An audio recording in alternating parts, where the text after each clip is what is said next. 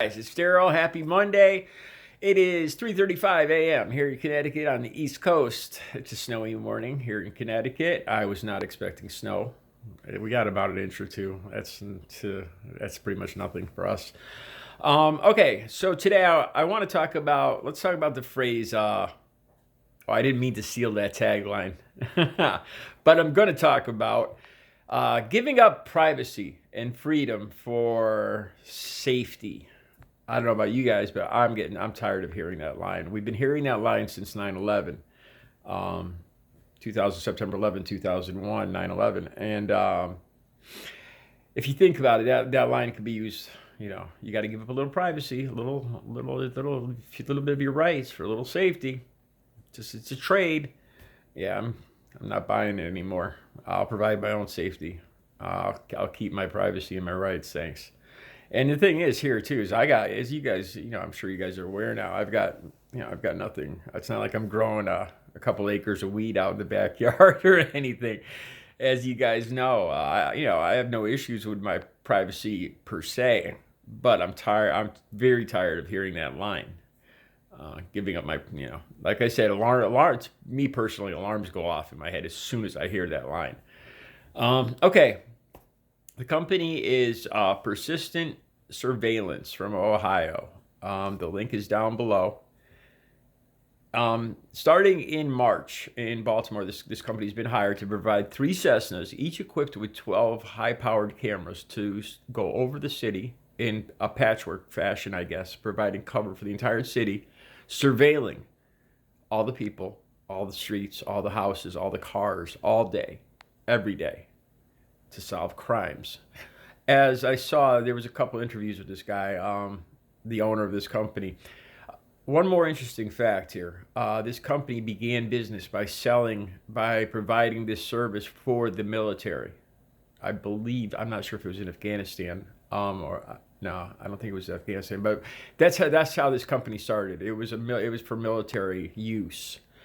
And that right there sets off some more alarms that a company that's providing military surveillance is now going to be used over American cities every day, all day. That's that's not cool. They provided a clip from Mexico City where a female officer in her car was trying to escape 3 cartel cars filled with cartel members and automatic weapons, and she ended up dying in the end. But it provided some clue as to where these cars came from and where they went. If I understood this clip correctly, though, they never caught the cartel members. They had some clues as to who they were. But so this is the This was the selling video for this. For this system, the only one they showed, at least in this clip, and it didn't sell me. I feel very ambivalent about this. You're surveilling a whole population every day, all day. No crime has been committed yet, so you're assuming you're surveilling innocent people every day, all day. Then, of course, it becomes the question: okay, if there's higher crime in one area of the city, is that going to be given more surveillance? And of course, there's different populations, different cultures, different ethnicities in these areas, and are they going to be surveilled more than other ones? I mean, it goes back to that old, the thing about there's more African American men in jail than any other race. And some people, conservative people or other people, will say, well, African American people commit more crime. And then, this is a deep sociological issue. I'm not even going to start delving into that. But of course, my worry here is, what about, okay, say there's a very affluent neighborhood. Are they going to be surveilled? Because there's probably less crime there. And as we all know, affluent people are quite capable and willing to commit crimes also. As evident here in Connecticut with the Doulos case. If you guys have seen the size of that house and the affluent area from Thetis Doulos, who just committed suicide.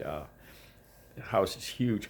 Anyway, that's a big question. Is the city going to be excuse me, is the city going to be surveilled equally? Because you could easily provide a reason not to do that. To if there's higher crime, you want to use the tax dollars more efficiently, so you'd surveil one part of the city more, and that would easily give them an excuse to surveil one particular population. What if this was, say, over New York, and there was an issue with La Casa Nostra, or the mafia, which is a real thing up here in New York and Boston. So then now you'd have the Italian population might possibly being surveilled. You know, it could be. There's Boston gangs, Irish gangs that still thrive to this day up in Boston. So we're not just talking. My point here is we're not just talking about the usual African American. And I say that I'm not going to bullshit you guys. I mean that's what we do. That's our go-to.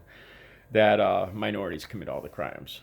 I'm not saying that, but in a lot of people's minds, that's the underlying thought process, not mine.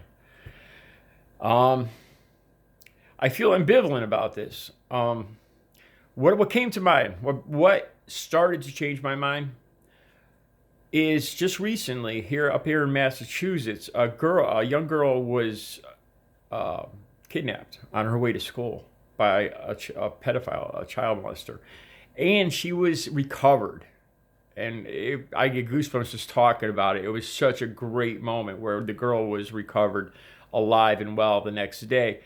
A lot of it was due to a camera and observant neighbors watching this car in 2 days in a row slow down going by girls on their way to school.